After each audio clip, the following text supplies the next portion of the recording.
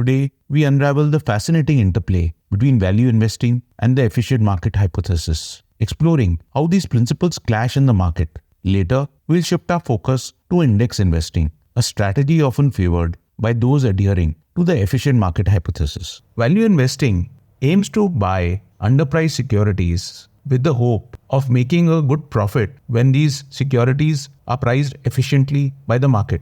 Efficient market hypothesis, on the other hand, states that the market prices all the securities in an efficient manner, making it impossible to earn higher returns without taking more risk.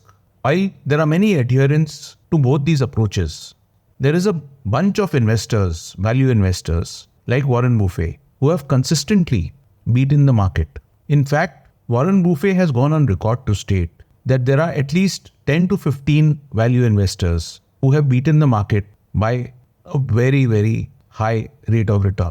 Now that we've dissected the contradictions between value investing and the efficient market hypothesis, it's crucial to understand the alternative. Index investing is a preferred choice for many adherents of the efficient market hypothesis. Let's explore why it's gaining traction and its impact on market returns. Index investing is used by many passive investors who just want to mimic the return of an index, like the Sensex or the Nifty Midcap Index. These investors are satisfied with the returns that are generated by the market, and they do not want to take on any additional risk by investing in mutual funds.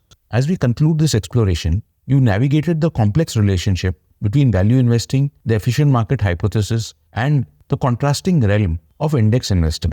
While value investors seek underpriced gems in the market, adherents of the efficient market hypothesis find solace in the simplicity of index investing. The key takeaway: there's no one-size-fits-all approach. Mature investors adept at managing their emotions may find value investing more rewarding, while others may opt for the passive route of index investing. It's a nuanced journey, and understanding these approaches equips you to make informed investment decisions. Happy investing!